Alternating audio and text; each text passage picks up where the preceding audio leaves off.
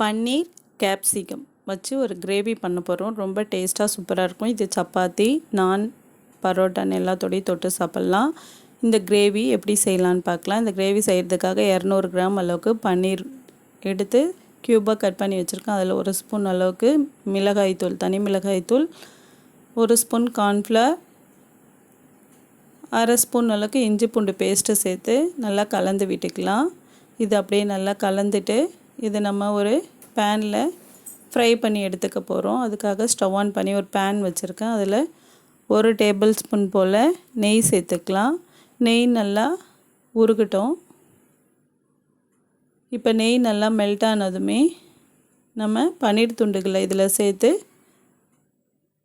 Fry பண்ணி எடுத்துக்கலாம். இப்போ பன்னீர் துண்டுகளை இதில் சேர்த்துக்கலாம். சேர்த்துட்டு இதை லைட்டாக ஃப்ரை பண்ணிக்கலாம். இது மாதிரி ஃப்ரை பண்ணி நம்ம சேர்க்கும்போது நல்லா டேஸ்ட்டும் நல்லாயிருக்கும். பன்னீரும் நமக்கு கரையாது கிரேவியில். அதனால் இதை நம்ம ஃப்ரை பண்ணிவிட்டு கடைசியாக தான் சேர்த்துக்க போகிறோம்.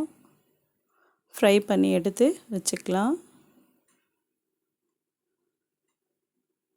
இப்போ எல்லாம் சேர்த்தாச்சு. இது மாதிரி நல்லா திருப்பி விட்டு இந்த அளவுக்கு நல்லா ஃப்ரை பண்ணி இது ஒரு பக்கம் எடுத்து வச்சுக்கலாம்.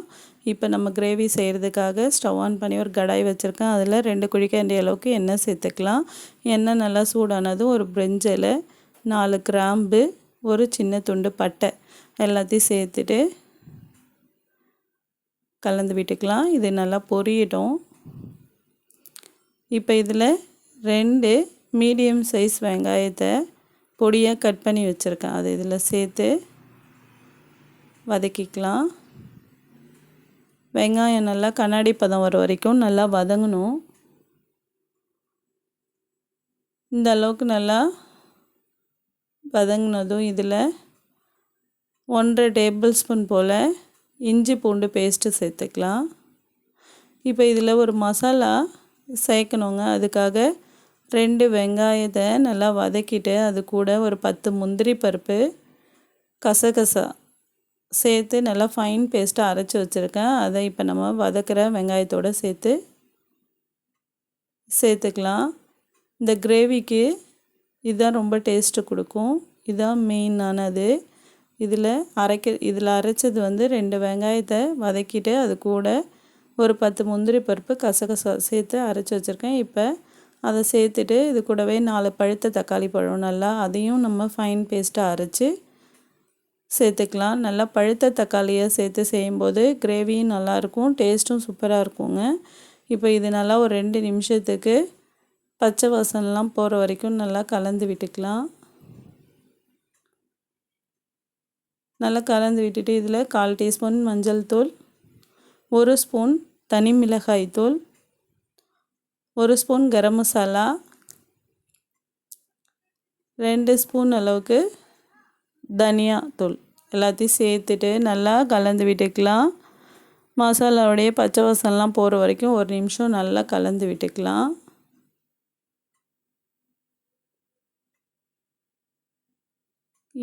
எல்லா மசாலாவும் சேர்த்துட்டு நல்லா இது மாதிரி கலந்து செய்யும்போது இந்த ஃப்ளேவர் நல்லாயிருக்கும். இப்போ இதில் கலருக்காக 1 ஸ்பூன் அளவுக்கு காஷ்மீர் சில்லி பவுடர் சேர்த்துருக்காங்க. இது ஆப்ஷனல் தான், ஆனால் சேர்த்து இது மாதிரி காரம் வராது, நல்லா கலர் கொடுக்கும். அதனால் சேர்த்துட்டு இதையும் 2 நிமிஷம் நல்லா கலந்து விட்டுக்கலாம். கலந்துட்டு இப்போ நம்ம இந்த கிரேவிக்கு தேவையான அளவுக்கு தண்ணி சேர்த்துக்க போகிறோம்.